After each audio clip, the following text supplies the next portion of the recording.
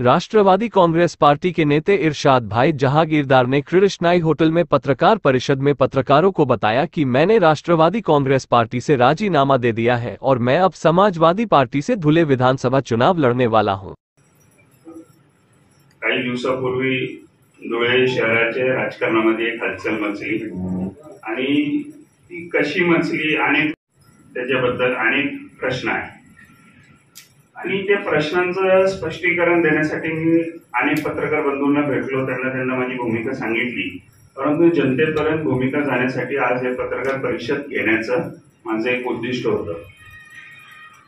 ह्याच्यात सर्वात महत्वाचं म्हणजे 12 ऑगस्टला आदरणीय अजितदादा या ठिकाणी आले धुळ्याला। ही जनसन्मान यात्रेचं मोठ्या प्रमाणावर आयोजन केलं आणि ती यात्रा एक मोठ्या प्रमाणावर सक्सेसफुल केली आणि त्यानंतर लगेच 15 दिवसात माझा असा निर्णय झाला। त्याच्यासाठी हे की आम्ही शिवशाहू फुले आंबेडकर आझाद या विचारधारेने काम करणारे कार्यकर्ते आणि राजकारणात काम करत असताना एक आयडियोलॉजी, एक विचारधारा ही महत्वाची राहते असं माझं म्हणणं आहे। आणि मी सामाजिक काम जास्त करतो, राजकीय काम फार कमी करतो, हे सर्वांना आपल्याला धुळे शहरातल्या लोकांना प्रचिती आहे। आयडियोलॉजीशी कधी मला तडजोड करायची नव्हती। आम्ही जरी महायुतीत होतो तरी अनेक पत्रकार मित्रांना माहिती आहे, सर्वांना धुळे शहराच्या जनतेला माहिती की चुकीचे कामाविरुद्ध मग ती भारतीय जनता पार्टीने नगरपालिकेत केलेले कोणतेही कामं, निकृष्ट दर्जाचे कामं आम्ही वेळोवेळी आंदोलन करत राहिलो, त्यांच्या विरुद्ध आवाज उठवत राहिलो। आम्ही कधी बघितलं नाही की आम्ही सत्तेत हे सत्तेत नाहीये आणि हे सगळं विचार आमचं होतं की धुळे शहरासाठी, धुळेच्या नागरिकांसाठी काहीतरी चांगलं व्हायला पाहिजे आणि ज्यांना ते दिलेले, जसं मला एक जणांनी सांगितलं की धुळे महापालिकेचं ब्रीद वाक्य आहे विकास सहित सेवा, असं त्याला विकास रहित सेवा करायला पाहिजे।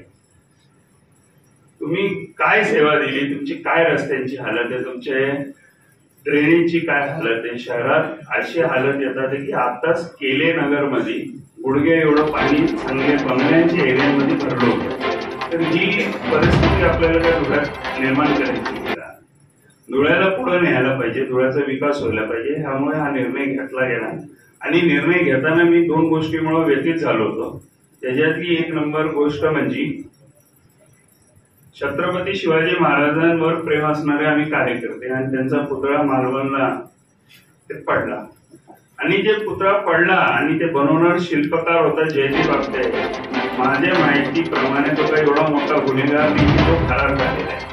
तो कुठे आहे, कोणी लपवून ठेवलंय हे पण मला माहिती आणि मी पत्रकार मित्रांनो तुम्हाला फार जिम्मेवारीने सांगू शकतो की असं पण कदाचित होऊ शकतो काही दिवसांनी त्याचा मृतदेह पण कुठं आपल्याला भेटेल। कारण जर जयदीप आपटे अटकेत आला तर अनेक लोकांचे बीक फुटले जाणार आहे, त्यामुळे जयदीप आपटेला अटक नाही करत आहे। आणि गृहमंत्री बीजेपीचे, देशातले गृहमंत्री बीजेपीचे आहे, त्यांना सगळं काही करू शकतात, सरकार असल्यावर काय नाही करू शकत याचं पूर्ण ज्ञान आहे। दुसरी महत्वाची गोष्ट की मोहम्मद पैगंबरांबद्दल अपशब्द वापरले गेले आणि मुख्यमंत्री त्यांच्या स्टेजवर जाऊन सांगतात की तुमच्या केसाला धक्का लागणार नाही। ह्याच्यात काल मुंबई हायकोर्टाचे रेवती मोहिते ढेरे मॅडम जे जज आहे त्यांनी ऑर्डर केली, ती पण ओव्हरऑल ऑर्डर केली, फार महत्वाची असते पोलिसांना की जे ते बोलले गेले चुकीचे शब्द ते ताबडतोब सगळे सोशल मीडियावरून आणि सगळे मीडियावरून काढायला पाहिजे, पोलिसांनी ताबडतोब हे आदेश झालेले। तर ह्या ठिकाणी ज्युडिशरीला भाग घ्यायला लागते, सरकारमध्ये बसलेले लोक घेत नाहीये। तर त्यामुळे आम्ही दुःखी होतो या दोन्ही गोष्टींमुळे आणि त्यामुळे जे मागचं तात्पर्य आहे की मी जे सांगितलं की जयदेव आपटेच्या जीवाला धोका पोहोचू शकतो, याचं कारण आहे की एवढे दिवस झाले जयदेव आपटे काय फार मोठा गुन्हेगार नाहीये, इंटरनॅशनल क्रिमिनल नाहीये, तर तो कुठं लपलाय, काय लपलाय हे सगळे पोलिसांना माहिती असा माझा विश्वास आहे आणि त्यांनी त्याला लवकर अटक करून कोर्टातून त्याला ज्युडिशियल कस्टडी द्यावी।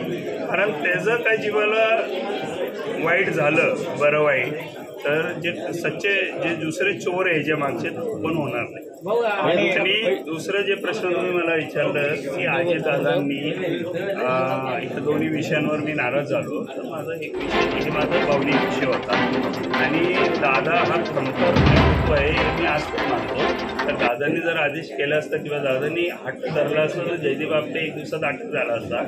आणि दुसरी गोष्ट मोहम्मद पैगारांबद्दल माझं हेच आहे की दादा पुन्हा 10 तारखेला रामगिरी महाराजांना भेटले. बघा दादा पण माणूस आहे, काही चुकीचं नाही आहे, ते भेटले. त्यांनी 15 तारखेला बोलले. तर आपल्यापाशी मशीन नाही की मी आज काय बोलतो उद्या काय बोलेन किंवा प्रकाश भाऊ आज काय भूमिका मांडणार उद्या काय मांडणार हे आपल्याला माहिती नाही. तर दादांचं माझी एवढीच इच्छा होती की दादांनी स्पष्टीकरण द्यायला पाहिजे की मी यांना 10 तारखेला भेटलो, यांनी 15ला जे वक्तव्य केलं ते चुकीचं आहे, एवढं त्याचा निषेध करतो, बाकी काही नाही.